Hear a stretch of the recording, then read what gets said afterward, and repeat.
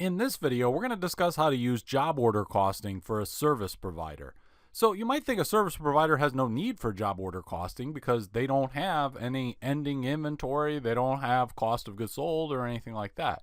So they're not required to actually use job order costing, but they still can. Even though they don't have inventory and cost of goods sold, they can track the costs per case or per car or something. Like, for example, if we're thinking about an automotive repair shop, every time that a car comes in and someone asks for it to be repaired, you could think of that as a job. Every consulting engagement that a consulting firm does, you can think of that as a job. A law firm could track costs by case, right? An accounting firm could track costs by client, by audit, and so forth. Okay, so these are all examples of service providers, and they can all track costs. And in fact, it is very common for a service company to track the costs because they want to be able to see, are we doing a good job? Are we spending way too much money on each legal case? Because if we do, then the costs get out of control and we're not going to be profitable. So the basic rule of thumb when you're doing job order costing for service companies is you want to charge any direct costs to jobs. And when I say direct, what I mean is something that is traceable. You can clearly look and see, oh, okay, this mechanic worked on this job and we bill that mechanic out at $30 an hour. So if that mechanic spent 5 hours on this job, then $150 of direct costs for the labor of that mechanic would get charged to that job. Now, there's going to be indirect costs too, and indirect costs are just costs that are not traceable. They're ones that can't be easily traced to the job. So we might think about, for example, the utilities at that automotive repair shop, and there's different costs, and we think about, let's put those all in one big pool. You can think of them as support costs or indirect costs, however you want to think about it. We'll put them all in one big pool, and then we'll find some activity base, and then we'll basically apply the indirect costs to jobs. So in a way, it's similar to how we do with manufacturing companies, where we had the direct materials used, we had the direct labor incurred. These are direct traceable costs. And then we have to allocate manufacturing overhead because it's indirect.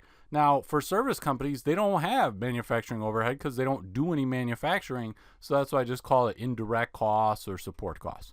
So let me give you an example. I think it's pretty straightforward. So let's say we have a company called Mostly Legal Law Firm, and they decide that they want to track the costs per case. Okay, so this is what this company does. It tracks costs per case. So each time some client comes in and says, hey, I have a case, I need you to represent me, they're going to track the cost of that case. So we'll say here's case number 957. And so we need some information to figure out how do we go about charging costs to this job and allocating costs. So let's say that there's a lawyer at the company that we know that this lawyer works on the case for 20 hours. Then we have to say, okay, well, what rate of time do we bill out this lawyer?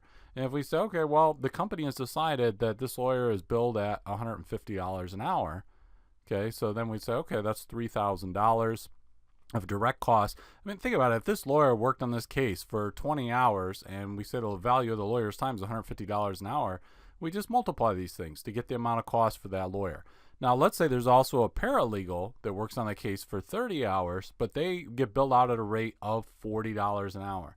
So then we would take the 30 times the 40. And again, these are each direct costs. These are direct because we can clearly trace them. We can say this paralegal right here worked on case 957 for 30 hours. So that's traceable. But let's say the company also has some support costs. Makes sense, doesn't it? They might have like administrative assistants and stuff. So there's like some admin costs. There's costs of printing and so forth. So there's a lot of costs that aren't necessarily directly traceable to this job, but we know that this job should be allocated some of these costs. And let's say that the company budgeted $500,000 of these support costs, and they're going to allocate them. The activity base is going to be the number of hours that a paralegal works on it. Doesn't have to be that way. It could be the number of hours worked by a lawyer, but in this example, let's just go with this. So we take the $500,000 and then we divide it by, we say, oh, well, how many hours do we expect paralegals to work? And we say, oh, 10,000. Okay, so then we divide that by 10,000, and that gives us a rate of $50 of support costs per hour of paralegal. So how many hours did paralegal work on this case? 30 hours. So we're going to take 30 times 50. And this is going to be an indirect cost because we're allocating it. We're finding a way to spread it because we don't know exactly how much administrative time was spent on case 957, so we just find this easy way to go and allocate it. So now we go and we say, all right, what do we have here?